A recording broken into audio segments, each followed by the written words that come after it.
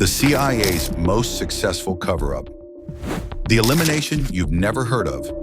I've been digging through declassified CIA documents for 3 weeks, and I found something that's going to keep you up tonight. What if I told you that in 1960, the President of the United States authorized the elimination of a democratically elected leader, and the operation worked so well that 99% of people don't even know the victim's name? His name was Patrice Lumumba, and this is the story of the most successful political operation in modern history. Not because of how it was carried out, but because of how completely they erased him from memory. Picture this, June 1960, the heart of Africa. The Democratic Republic of Congo, a country sitting on literally trillions of dollars worth of minerals, just gained independence from Belgium after decades of colonial rule that devastated millions of people. The Congolese people finally get to vote for their own leader, and they choose this 35-year-old former postal worker named Patrice Lumumba. Lumumba wasn't just charismatic, he was dangerous to Western interests. He believed in something called positive neutrality. Basically, he said, we just got our independence. Maybe we don't want to immediately become anyone's puppet. We'll work with whoever actually helps our people, America, Russia, whoever. This was 1960, height of the Cold War. America had just lost Cuba. And now this African leader was talking about nationalizing the copper mines, the diamond operations, the uranium deposits that America desperately needed for its nuclear program. CIA Director Allen Dulles called an emergency meeting. His assessment was simple. Patrice Lumumba was a threat to Western interests and needed to be eliminated. Here's where it gets wild. Declassified documents reveal that President Eisenhower, yes, the guy with the grandfatherly smile, allegedly authorized extreme measures during a National Security Council meeting on August 18, 1960. The order was clear: remove Patrice Lumumba from power permanently.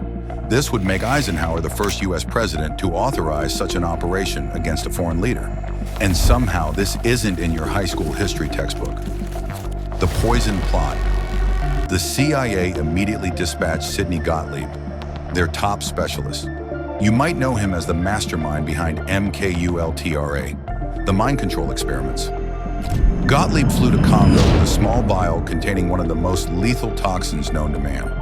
The plan was elegant. Slip it into Lumumba's food or toothpaste, make it look natural.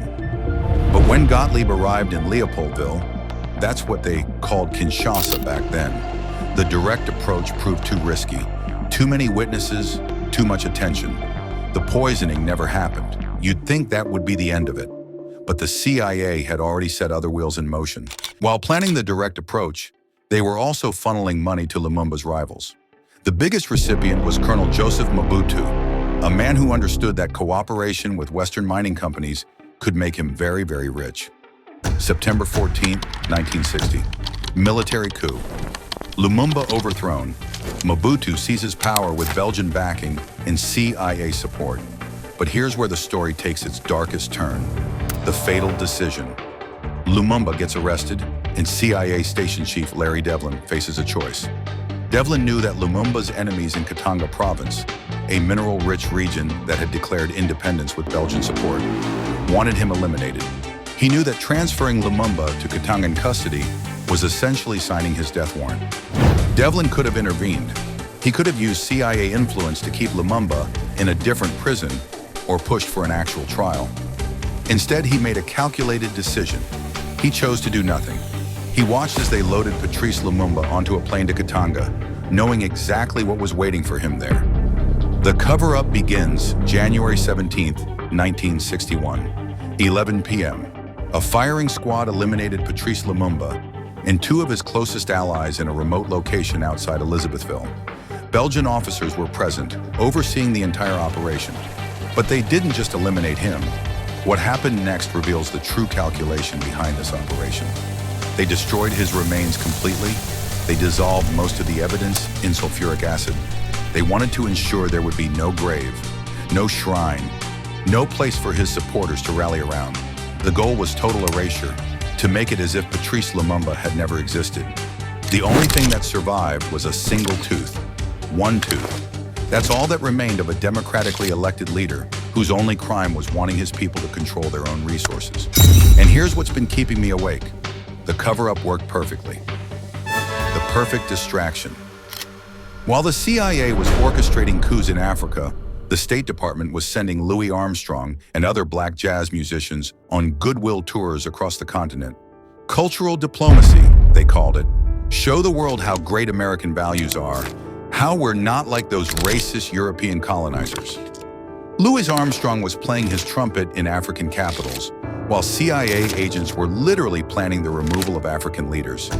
The contradiction is staggering. After Lumumba's elimination, Mobutu stayed in power for 32 years, from 1965 to 1997. Propped up by American weapons and CIA money, he renamed the country Zaire, looted an estimated $5 billion from his own people, and turned one of the most resource-rich countries on earth into one of the poorest.